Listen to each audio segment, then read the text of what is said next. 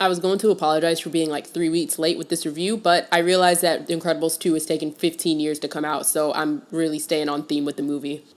If there's anything that's actually wrong with this movie, it's that it came out far too late for it to do anything that hasn't been done before in half a dozen superhero movies. The first Incredibles came out in 2004 when the only big superhero movies at the time were X-Men, Spider-Man, and the Fantastic Four. That gave the first Incredibles a bit more freedom to explore interesting points with villains, the legality of superheroes, and what a superhero's life would be like after their crime-fighting days were over. But fast forward 14 years, 18 Marvel movies, 7 DC movies, and 11 X-Men movies later, and everything that The Incredibles did or tried to do has been ran through the press over and over by now. And that's not the movie's fault, but more a fault of the genre that it's in and how overstuffed it's become over the last 14 years. If this movie had come out just a year ahead of the Avengers, it might have still had something left to scoop up and make its own, but as Syndrome said in the original, it's 15 years too late. Aside from that, the only thing that I could consider it to be a flaw are the facts that the twist and villain aren't as in-depth as Syndrome was in the original. But, like I've said a million times by now, it's been 14 going on 15 years since the original. I was 6 when The Incredibles first came out, and wasn't as apt at noticing plot twists as I am now. So yeah, being 21 kind of took away the twist for me, because I was able to take a pretty on-the-nose guess at what was going to happen. But hey, this movie is aimed at kids, so I can't get too angry at it for being a twist simple enough for children in the audience to follow, but still complicated enough to keep them guessing up until its reveal. The one thing that worked in favor of The Incredibles is that it's a Pixar movie, and they know how to handle their movies. They knew that 14 years and 500,000 superhero movies between this and the original release was going to be a hard hill to climb, and after a so-so track record of sequels, they took the route of making it a good superhero movie, and it works. The plot picks up right where the first one left us, and goes down a fast-paced, well-written, entertaining story where Elastigirl is offered a job in hero work trying to make superheroes legal again.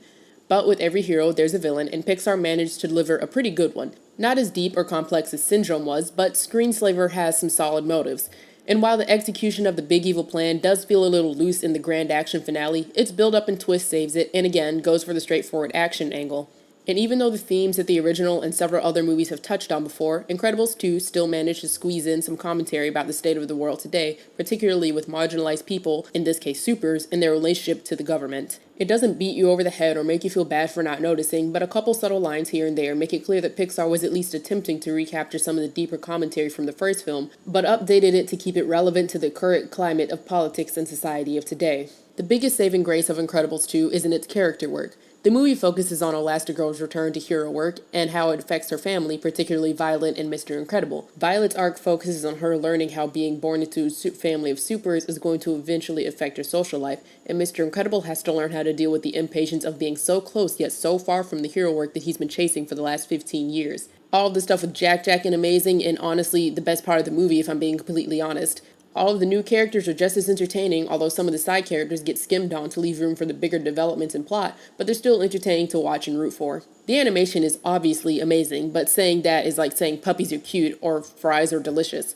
It's absolutely mind-blowing to watch this movie and compare the quality of this to that of the original. Seriously, if you want an indicator of the gap in quality, watch the first Incredibles again before seeing this one, and pay attention to the hair and clothes in particular. It truly is outstanding, and I can already see an Oscar nomination coming for this movie. Incredibles 2 is a damn near perfect sequel that plays it smart, and although it doesn't go into this emotional depths that Pixar movies are usually known for, it's a good movie within its own right, and manages to hold its own despite having a huge legacy to live up to. Was it worth the 14-year wait? Well, probably not, but the end product still turned out to be worth the trip to the theater, and the hype over it is absolutely deserved. I'd say check this one out.